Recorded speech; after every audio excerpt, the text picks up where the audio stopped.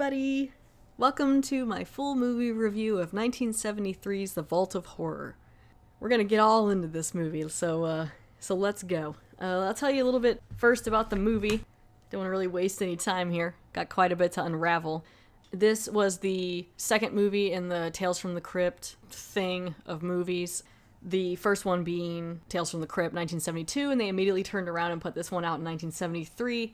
And no offense, but you can kind of tell that it was maybe a little rushed. I don't know. I'll get into it. So, again, like the previous one, it is a British anthology horror film made by Amicus Productions. It is based on stories from the EC Comics that were written by Al Feldstein. The film is directed by Roy Ward Baker and filmed on location at Twickenham Studios. It's got a fairly large cast, not as many well-known names, at least for me, like it was in the 1972 Tales from the Crypt.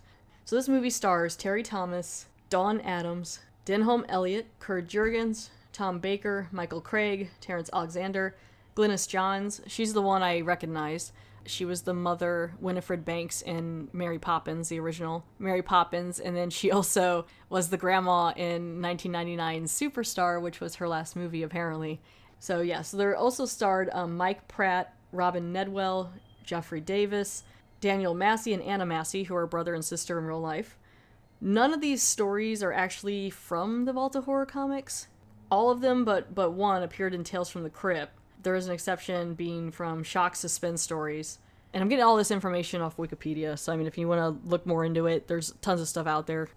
But another big thing with this movie is it omits the Vault Keeper character from the comics. So there's no narrator or person that's bringing these people together and going over it. It's all them just for themselves. So there's no Vault Keeper, there's no Crypt Keeper, there's no, there's nothing like that, like there was in the 1972 Tales from the Crypt movie. This movie was produced by Charles W. Fries and Max Rosenberg. It was written by Milton Soboski, and the music was by Douglas Gamely. Cinematography is by Dennis N. Koop. It is edited by Oswald Hoffenreicher. It was distributed by 20th Century Fox Cinerama Releasing Corporation, and it was released in March 1973 and runs 83 minutes. Now, one thing to remember before getting into this that I found kind of interesting, the way I got these movies is I bought the Tales from the Crypt Vault of Horror collection, it came together, and it was a double feature on a DVD. Now, what I found out is that was released in September of 2007, and this version is apparently very edited. The US theatrical PG re-release replaces some of the scenes with still images and things like that. It's pretty noticeable. Apparently, the original release theatrically in the US was uncut and R-rated, so they knocked it all the way down to PG. So I feel a little robbed in the fact that I didn't get to see the complete, movie. I don't know how crazy it got, but apparently it was supposed to be a lot more gory and messed up to the point where it was an R rating, and then they dropped it down to PG. So what I saw, and what pretty much probably everyone who has the double feature of these two saw, is the watered down version of Vault of Horror. And again, I'll get into that later, but you can definitely tell in some parts that they did cut it back, almost in a comical way. So that's a little unfortunate. It says here, though, there is an uncensored version that was shown in 2008 on the British TV channel Film 4. And then if you want to, you can get it on Blu-ray by Scream Factory, which is the uncensored version. So I may down the road go check that out and get one of those and just see the difference. There's a lot of controversy on if certain scenes were cut or not, or things like that. People aren't really sure, so it's just kind of all over the place a little bit with that. So I mean, maybe down the road I'll go and try to get a hold of the other copy of that. There's still some gore in it, and it really doesn't hurt it too much. It's just when they try to hide some of the gore in the ways that they did it, it's very noticeable. So that's what makes it kind of silly, particularly in the first vignette, which we'll get into. So we'll go ahead here and get started in this movie. Again, it's kind of it's like the 1972 Tales from the Crypt version, where it's an anthology, and it starts out with a group of people coming together and learning about why they're there. So this one's got is just 5 dudes. They get onto an elevator, one by one. They all getting picked up in an elevator at an office in London. They end up in the basement, or a sub-basement kind of thing, but that's not where they were intending to go. And when they come out of the elevator, they're like, what's going on? And they end up walking into this large, lounge, gentleman's club kind of thing. It's got, a big table in the middle. 5 chairs, one for each of them, a bunch of drinks and things like that. It's very well furnished and elaborate. And then the elevator door closes, and there's no buttons to open the door back up. So they're like, well, crap. So they're just hanging out and kind of getting to know each other, and they start having drinks, and they start talking about dreams. And so this one is all about just different recurring nightmares or dreams that they're having. But then at the end, they're all just like, well, I mean, that didn't happen to me, it's a dream. So that's how it kind of gets started. It's similar to the Tales from the Crypt version, except for it's not being narrated by a keeper, and it's not more like a crime thing. So the first story in this anthology is called Midnight Mess. It is from the Tales from the Crypt version, edition number 35.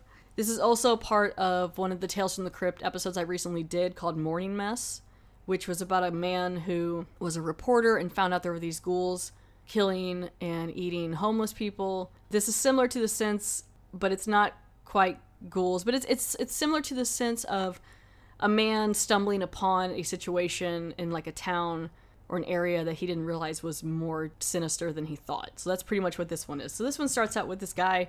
His name is Harold.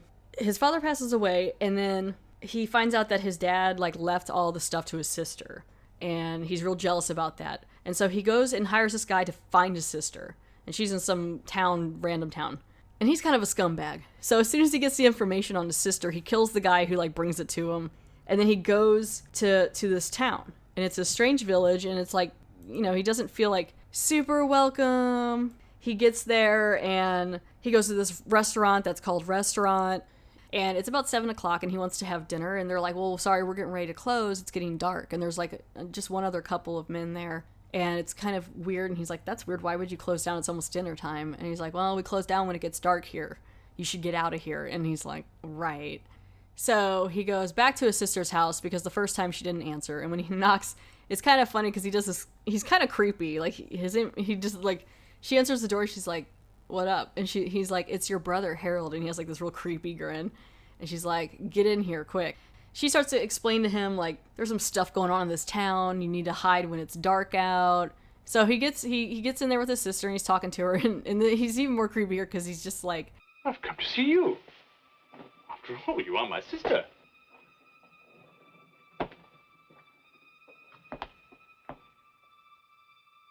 Why have you buried yourself in a place like this? Why is everyone so afraid of the dark here? Because of them. Them? There have been 17 cases so far. Bodies found with every drop of blood drained out of them. Now, tell me why you wanted to find me so badly. Father died 4 weeks ago. I've been looking for you ever since. You're his heir, you know. You always were his favorite. He left you everything. For as long as you live. He just looks at her and he's like, as long as you're still alive, you'll get the money. And she's like, what? And then he whips out this switchblade and kills her. And so after he kills her, he's still really hungry, I guess. And he notices that the restaurant isn't closed like it was saying. So he's like, what up with that? So he goes over to this restaurant, and now it's full of people. And they're all getting ready to have a meal, and he just walks in, and the waiter there is like, hey, this is what we're having. It's like a 5-course thing. You get a juice and a roast and a soup and all this stuff. And he's like, cool. And so he gets the juice and he drinks it, and it immediately tastes, it's really weird, and it's a red liquid. And it really, I think it's like tomato juice or something. But you find out, it's blood. Everything's blood. And even the people around him are eating potatoes and blood, or, it's all in blood. And earlier, they made a kind of a point of showing this big mirror in the restaurant, and now it's closed. And so he starts freaking out about this blood. That's when everyone in the restaurant realizes this man isn't one of us. Oh my gosh. And so then one of the waiters for some reason comes back and pulls open the mirror, and you see that he's the only one with a reflection. Everyone in the restaurant is a vampire. I think that's why a lot of people, I guess, skedaddle from, maybe they have an agreement, and some people are human, but they leave at night. I don't know. I'm kind of surprised they didn't realize this man wasn't a vampire. But as soon as they realize it, they're all excited. They're like, oh, this is much better than what we were going to get before. And then, so the guy's freaking out, Harold's screaming, and that's when his sister shows up. Apparently she was not dead. I'm assuming she was already undead, and he just thought he killed her, but he didn't. And so the vampires run around, they start like closing the curtains, and the sister walks in. All their fangs come out, and their fangs are really bad. Like not real bad, but they're just real long and thin. You're like, all right. They all look really silly with it. And also his sister, I mean, she looks pretty cool. She's real like thin and lanky with like reddish hair, but she also looks like she's wearing like a set of drapes, this outfit she's wearing. But like she comes in and she's all smiling, and they decide to tap him like a keg. And so they all have these wine glasses, and they've been they hung him upside down. So this part's kind of cool. They hung him upside down, and they like tapped a vein in his neck, and they're like just pouring it into these glasses, and they're all like, oh, this is much better than Frozen. And they're all like, yeah, they're like testing it like wine. They're like, a nice bouquet of fragrances, and what a good year, it's so fresh. So they have the scene here, and the guy is hanging upside down. He's still alive, and he's screaming, and all the people are around him, and they're tapping him. And instead of just cutting it or leaving it there, they took, basically it's like they put it on paint, on the app paint, and they took a black marker and just colored over it. So it literally looks like, I was like, oh my gosh, really? Like, I haven't seen that in a movie that I can really recall. Like, they just kind of blocked it out. They're like, we don't know what to do to make it PG. Just take a marker and color it in so you can't see it. You can tell what's happening, but you can't see it. That's edited in this movie, and it's for just like a split second. And so that's the end of his story. So it cuts back to the room. They're all sitting there, hanging out. Moves on to the next story. This one's called The Neat Job. I kind of liked this one. I liked the Midnight Mess too, but this one was kind of fun for me. The Neat Job is from the Shock Suspense Stories #1, and this is about a man who's very, very neat and very tidy, like obsessively. And his name is Arthur, and he married Eleanor, and she's played by Glynis Johns, and she does a really good job in this. I like her. She's a young trophy wife, so she's a little bit younger than him. And things are going okay for a little while, but she's a little more of has a little more of a wild streak in her, and just doesn't care to be that neat. Like, it's not like she's a slob. She's just not as meticulous as him, and he cannot handle it. And so it slowly just starts to wear her down to where she becomes paranoid, because it's literally getting to the point of like, he keeps a cabinet of supplies in the kitchen, like sauces and things, and he has a chart where like, if you take one, you erase the check mark, and there's 3 check marks, and after you erase each one, you got to go to the store and buy some more because it's empty. And she wasn't doing that, and so he goes to make spaghetti like he always does, and there's no sauce, and he starts freaking out, and everything downstairs in his basement is filed neatly away and labeled in jars, and he's taking her down there and showing them to her like, this is how everything should be. It drives me crazy if I don't. And she's just like, this is getting ridiculous. And he's basically just like screaming at her and stuff and making her cry, and she's becoming so paranoid about it. I don't think he's like hitting her or anything. Like, he hasn't hit her or anything. It's just, she just doesn't know what to do, She's in this predicament now that she had no idea he was like this, which is like, I'm assuming it was a real fast engagement. And so one day he's at work, and she's walking around the house like too afraid to touch anything, pretty much. And she ends up spilling something on the couch or on the rug, and she's panicking, and she's looking for like a cleaner. And then she just starts, like, everything starts breaking around her. Like, she goes to clean it, and she, like, knocks something over. And then she runs back downstairs to get a nail to hang a picture, because she put, like, a hole in the wall. And she ends up knocking all the hammers off the wall. And so she's just losing it, because she's like, he's going to kill me when he gets home. And I love their house, too, in this thing. It's very 70s. It's very cute. Her outfits are cute. Everything's cute. And so he gets home, and she's downstairs freaking out. And he's like, I cannot handle this. He just starts screaming at her, can't you do anything neatly? Can't you do anything neatly, over and over? And so she just snaps, and she takes a hammer, and she neatly puts it into the center of his head. I wanted to hang a picture. I came down for the nail. You messed up my whole house. Can't you do anything neatly? Can't you? Can't you do anything neatly? Can't you do anything neatly? Can't you? Can't you do anything neatly? Can't you do anything neatly? And they pause her for like a split second. Her eyes are great in here. Like, it's pretty fun scene. I did like this one. And so time passes, and she's gone now, mentally. And it cuts back down to her downstairs, and she's cleaned up everything downstairs, and she's talking to Arthur, and she's like, I cleaned everything up just like you wanted, and everything is in its place, and a place for everything. And then that's when you look over, and all those jars that he was showing her earlier downstairs are full of his organs. And they're all neatly labeled. It's all neatly labeled with like stomach and liver and eyes and things, and they have everything in there, and she's just laughing maniacally. And I liked this one. This is probably my favorite one of all of it. So that moves on to the next one, And this one's called This Trick'll Kill Ya. And it's from the Tales from the Crypt edition, number 33. This one wasn't too bad. It was kind of interesting. I did like the prop work in this one. Even though, like, Mike watched this with me, and he said he could see the string a little bit. There's, like, a rope thing later that he could see the string, and I see it a little bit, but I still thought it was kind of fun. So this one is set in, that's in India. And so Sebastian is the guy in this one. He's a magician. He's on a holiday in India with his wife, Inez, and they're looking for new tricks to do. So they kind of went to, like, a foreign land to kind of see if they can pick up something interesting. And so they see one guy putting like a kid in a barrel and sticking the knives in, and the kid comes out okay and all that stuff. So he's still looking around for tricks to learn, and he sees this girl, and she's charming this rope out of a basket with this flute. And it goes straight up, like the rope comes out like this, like a snake, like you do. And it comes out and it stands straight up, and she climbs up the rope without anything holding it. And he's mesmerized by this trick. How much? How much do you want for the trick? Name your price. There is no trick. The magic is in the rope. Okay, then. Sell me the rope. I cannot. It was my mother's, and her mother's, and her mother's. I give you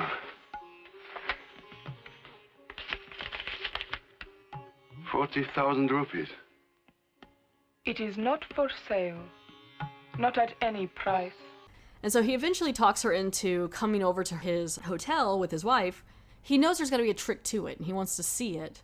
Him and his wife have her come over, I think for like 200 rupees, and she was going to show them the trick. And so as she's showing him the trick, the wife's just like laying on the bed watching the trick, like, And he comes up behind this girl. I would say she's more like 20, 22. He takes this knife and stabs her right through the back. It comes out the front of her. It's got a little bit of blood on it. It's kind of an interesting scene. Like, he doesn't seem like he pushes it that hard, but like he gets it through her and like kills her right in front of him, and they just like throw her in a closet. So they're like, cool, we have this basket. And so that's when Sebastian takes out the flute and starts playing it, and the rope starts coming out. So Inez comes over, and the rope's completely out, and she's, mesmerized by it. They both are. They're like, oh crap, I can't believe it's working. And so she's like, okay, well, I'll climb up the rope, and we'll practice our act.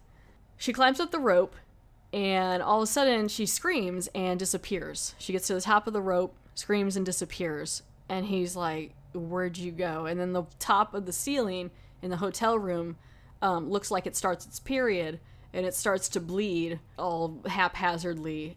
And he's like, what happened? Like, she just disappeared. And I guess the ceiling ate her or something. I don't know. So he starts freaking out. And this is where the prop stuff comes in. It's kind of fun. So this rope comes to life, and it's being held by little strings, kind of thing. You can hardly see them. But they start like holding this rope around, and it's dancing around, and it starts coming after him and like jumping at him, and he's fighting and avoiding this rope. And it's kind of fun, and then it's making all these like psh noises and stuff, where it's like psh, and it just keeps coming at him. And it eventually gets a hold of him, wraps around his neck, and hangs him. And nothing's holding the rope. It's just like hanging him in the air, which I thought it was a fun effect for the 70s. I liked it. Even if the whoopsh was kind of silly, it was still kind of a neat idea. And so the guy from the beginning that was putting the swords into the basket with the little boy, he's doing the trick again, and they turn around and they see him hanging in the window. And everyone's just like, yep, you don't mess with that. And then it pans over, and that woman's still alive. The one who's playing the flute is still alive. When he dies too, later she was in the room, and she was like, her dead body was staring at him, all creepy. So like, I guess she can't die. I don't know. So she pretty much just got her revenge and then came back. So that was his penance for murder. And actually, now that I think about it, it's kind of weird that in the last story, the Neat Job, it's kind of weird that guy is the one that's being punished. I guess the fact that he nagged her, like, that's what the whole thing is. Like, it's not like he was doing anything too crazy. Like, she's the one who murdered him. I'm kind of surprised she's not in the seat. That's kind of weird. Because, like, the first one was murder. The second one, he just was annoying. And really, like, she could have left him, but she even said herself in the episode, to jump back to the second one, the Neat Job. Her father didn't have a lot of money, and she didn't have a profession, so she just she had to marry him. And I'm like, yeah. And so I'm sure many women have had that situation, I'm sure. She seemed like a nice enough lady, but yeah, I'm kind of surprised she's not in that position. The third vignette, "This trick will kill you," sorry I jumped around, is over. Sebastian was hung. He's dead. So it moves now to the fourth one. And this one and the last one I really didn't care for. Kind of was like a sour ending for me. So this next one is called Bargain in Death. And it's from the Tales from the Crypt edition, number 28. In this one, there's a man. His name is Maitland. He's buried alive as part of an insurance scam with his friend. And he's like, well, don't leave me in there for too long, no more than 24 hours, because I'll suffocate. And they give him like this pill thing that like slows his heart rate down, makes him look dead. And so this guy, Alex, ends up screwing him over and leaves him to suffocate. In the other part of the story, there's these two doctors who are like in training, and their names are Tom and Jerry. Oh God, I just got that. Tom and Jerry, and they want a body to practice on. I will never pass the anatomy course. Trouble is, we can only work in the dissection room for the short periods we're assigned to it. If only we had a body of our own. What? Well, we could work on it when we wanted to. And so they want to go grave dig. So they go and talk to Gravedigger, who he was pretty funny. He kind of just like jumps out of nowhere and he's like, hey, sorry to scare you. It's a creepy grave. They talk to him to dig up a corpse. And so the Gravedigger's helping them out with this fresh grave, and it happens to be Maitland's coffin. And he hasn't quite died yet. He's suffocating, but he hasn't quite died yet. So when his coffin is open, he freaks out and he comes jumping up, and scares the crap out of them. So it scares Tom and Jerry, and they end up taking off running, right? This one, it was kind of a quick one, but I don't know. I wasn't a huge fan. So they take off running, or in the middle of the road, and Alex, the guy who double-crossed the guy in the coffin, swerves to avoid them and ends up crashing into the tree and explodes. And it's more just like the hood lights on fire. It wasn't a super crazy explosion. The Gravedigger ends up accidentally killing Maitland when he was like digging, or I guess either the corpse scared him or something, and it hit him in the head and killed him anyway. So like they both die. I just saw too like the crash. There was no one in that car. Like you can tell when it crashes, like they just had a car run into a tree. I don't know. I guess maybe was Alex gonna go get him? Maybe not. The guy still really the Gravedigger had to dig kind of deep. I don't know if Alex was coming to get him or not. I don't think so. Maybe he just happened to be passing by the cemetery. I don't know. It was kind of all over the place a little bit. So it's like the Gravedigger ends up killing Maitland. Alex dies. The two guys who were the doctors are freaked out, and I don't think they close the sale on the corpse, but it cuts away after that. They're just like, what? Like they're freaked out. I don't know if they want to be trainer doctors anymore, after this. So that's the end of Bargain in Death. So now it moves on to the last one. And this one I probably liked the very least. For one, it lasts way too long. It's like a 20-minute, almost like 30-minute vignette. I think it's unnecessary. This one is called Drawn and Quartered. It's from the Tales from the Crypt edition number 26. So Moore is a painter who lives in Haiti. They know it's going to be some voodoo, right? And he's poor. He learns that he's been getting screwed over because like the people he's been selling his art to have been paying very little for it and then turning it around and selling it for very high prices. And the art dealers are Dilettante, Gaskill, and then a critic named Fenton. So, since he's in Haiti, he goes to visit this voodoo priest. What do you wish? To buy voodoo. Why? To get revenge on those who wronged me.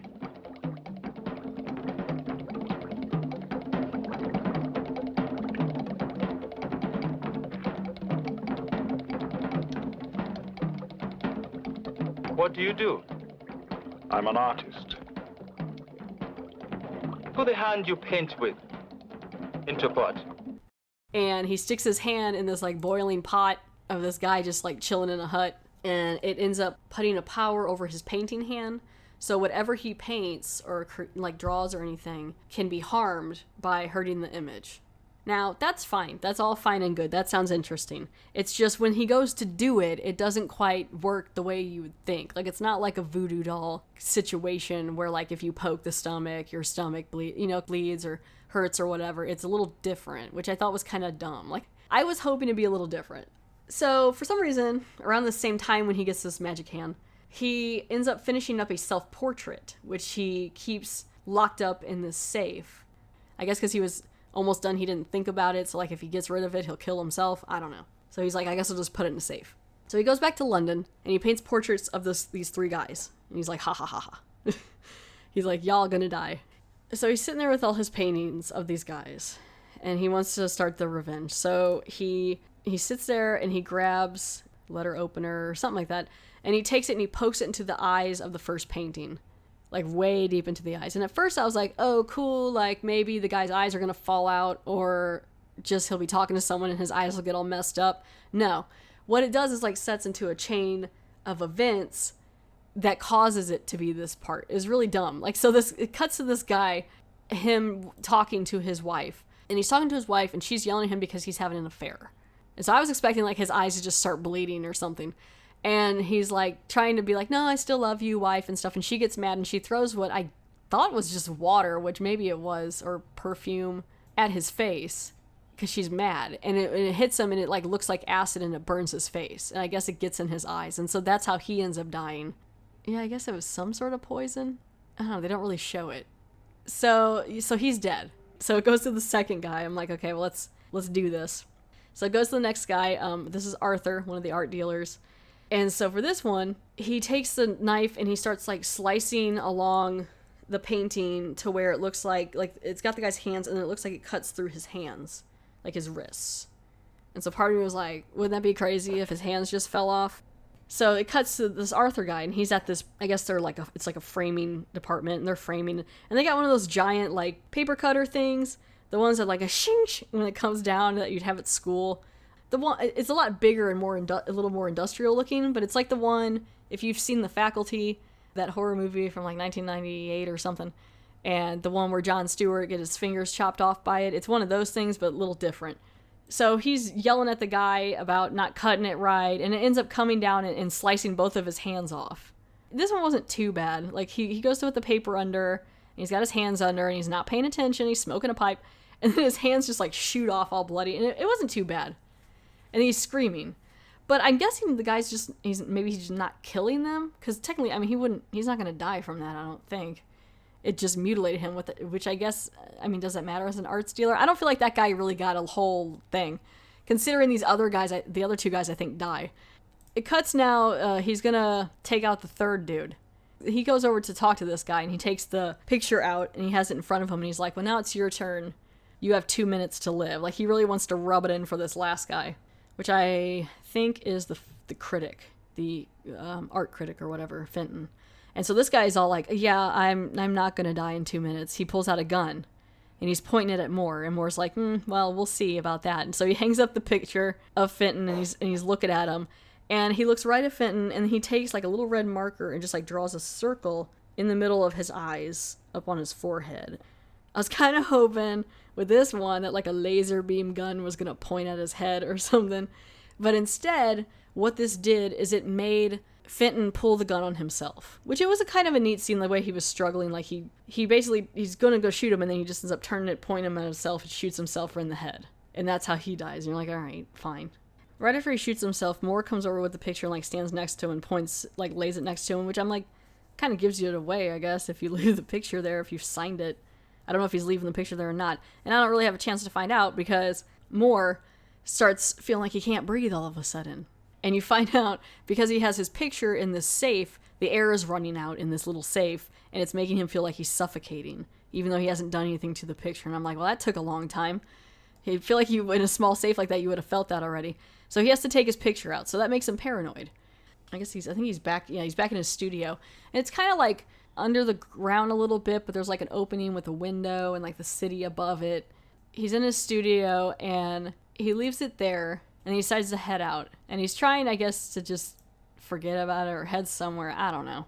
He's in a rush for something. Let me be honest with you. So, the first time I went and watched this movie, it really wasn't holding my attention a whole lot. So I had to go back and watch it a second time, because I was like, okay, I know I'm missing something. And I liked it better the second time. I still didn't like these last two sections, but I like it better. So he's basically, Moore is out there, he's getting a taxi. He seems a little frantic, but I can't quite remember where he's going. And as he's running around, there's a guy above where his studio was on like a billboard, and he ends up hitting this thing of like turpentine that breaks through the window of his studio, just happens to land on the painting, smearing the painting of his face. And that's when this truck comes by and runs him over and literally runs his face over. And they don't show anything, but it's like it runs his face over, then the truck stops. And so that's how he dies, because this turpentine fell on his face and made his face look like it was melting. I don't know. Because he had like a skylight in his apartment. It was okay. Like I said, it lasted like a half an hour. It took forever. And so it cuts back to the room where the 5 guys are sitting. And now that I think about it and I'm looking at these guys and I realize the name I said, in the last section, drawn and quartered, Moore is played by Tom Baker. Just occurred to me that is the 4th Doctor from Doctor Who. So if any of you guys out there watch Doctor Who, it's one of the older ones. But like Tom Baker played him for 7 seasons, the longest that anyone's played the Doctor. He was the Doctor from 1974, so right after this, he became the Doctor in Doctor Who, until 1981. When I saw that name just for a second, I was like, Tom Baker, why does that sound familiar? I don't watch a lot of Doctor Who, but I know some of the Doctor stuff. Yeah, so my bad. That's another person I know. So, anyway, cuts back to these guys, and they're all hanging out back in the room. And they're like, well, maybe this is like a warning of something that's happening or could happen. And they're like, nah. And then all of a sudden, a red flashing light dings above the elevator door. And they all stand up. They're all like, oh, cool, like, we can get out of here. And so they head over to the elevator, and they all stand in front of the door. And when it opens, it's not a room, it's a graveyard. And instantly I'm like, oh, okay, yeah, I got it, okay. So it's similar to 1972's Tales from the Crypt in a way. So these 5 guys are standing there. Then it's kind of neat because like they look out into the graveyard, and then when they turn back around to kind of look, they're not in that room anymore. It's more just like a atrium kind of thing that they're standing in. And so they just one by one, or just start slowly, I guess a couple of them at a time. Yeah, they all walk out there and they all walk into the graveyard and they disappear. And then the last guy, Sebastian, hangs out, and he ends up explaining that they're souls that were damned to tell the story of what they did wrong for all eternity. That's how it is. And how it always will be. Night after night, we have to retell the evil things we did when we were alive. Night after night, for all eternity. He turns back again, looks into the room that's empty, and disappears. And then the elevator door slams shut, and that's the end of the movie. That's basically it. These 5 dudes have to tell their stories of how they were evil every night for all eternity, and then they disappear to the graveyard. The one guy I really don't think did anything too crazy. He just nagged his wife a lot, so I'm still kind of confused about that one. The last vignette there, he did kill the people too, even though they screwed him over. But I don't know, it's kind of weird to me that some of them don't seem all that bad. That neat job wasn't that bad. But yeah, that's the end of 1973's Vault of Horror. Did I like it as much as Tales from the Crypt? No, I did not. The first 3 sections were fine. The second one, the neat job, I actually really liked. But then it just kind of flew downhill for me. Would I recommend it? Yeah, sure. If you've seen a lot of the Tales from the Crypt area movies, or you just want to give it a whirl because it's from the 70s and it's a horror film, maybe check out the Blu-ray edition from Scream Factory if you can. I eventually will probably watch that down the road just to see some of those parts, but I preferred 1972's Tales from the Crypt better. But this still had some things to it that were worth checking out. I have a little bit of information here about the production and the reception of the movie. In the segment Bargain and Death, that's the one with the faking of the insurance scam and stuff. The guy Maitland can be seen reading a copy of the novelization of the earlier Amicus film Tales from the Crypt. So he's reading like a book from the movie of the 1972 version. So I was like, ah, haha. Like I said earlier, Midnight Mess features a brother and sister who were playing brothers and sisters. That was played by Anna Massey and Daniel Massey. The tower featured in the opening scenes is the Millbank Tower in London. So the reception for this movie, it was pretty, from what Wikipedia says here, it was fairly dismissive. Roger Greenspun of the New York Times apparently wrote that of the several distinguished actors who appeared in the film, quote, none is ever quite so bad as the material warrants. Variety also said quality for it is the material is uneven. Some of them, for the 70s, they were saying some of it was funny and comedy and some of it was gross and less satisfactory than Tales from the Crypt is what Tom Milne of the Monthly Film Bulletin wrote. And he said that was because mainly the Freddie Francis atmospherics had been replaced by pedantically flat direction by Roy Ward Baker, in which each story plods squarely through yards of exposition before erupting in all too brief explosions of grand Guignol. What does Guignol mean? I'm gonna look up that Guignol real quick. Basically, a lot of people didn't like it, from what I can tell here. And I assume they saw, they saw the rated R version. I wouldn't say it was, well, I mean, there was a lot of exposition to it, and then, yeah, the ends were always, like, kind of crazy. Okay, so the Grand Guignol, if anyone cares, means the Great Puppet. It was a French theater that showed naturalistic horror shows. Oh, okay, so its name is used often for graphic, amoral horror entertainment, or, like, comparing to today's splatter films. Okay, so, yeah, so he's basically saying all too brief explosions of just being grotesque and crazy and gory and things like that, which, again, I didn't see that version, so I couldn't really say. From what I could tell in Morning Mess, the blood looked like tomato juice, so I don't know. It wasn't quite as orange as 1972's Tales from the Crypt, I will give it that. Radio Times gave the film 2 stars out of 5, describing it as a, quote, formulaic horror movie. British actors such as Terry Thomas and Daniel Massey bring a touch of class to an otherwise pedestrian production, end quote. However, the same magazine later revised its rating, giving the film 3 stars. So I guess they changed their mind. But it was still fine. I mean, I definitely prefer the other one better, 1972's one, but this is my review of it. Hopefully you enjoyed it. Thank you so much for downloading and for listening. And yeah, have a good one. You can check out the Good Evening Podcast on Facebook. You can check it out pretty much wherever podcasts are found. I'm also on Twitter. You can follow me at GEK Podcast. That's at GEK Podcast. I'm also on Spotify. I'm just all over the place, guys. So thanks for checking this out.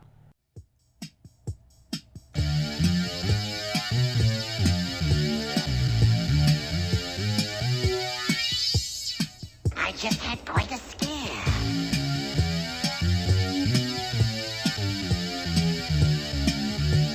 I actually thought my heart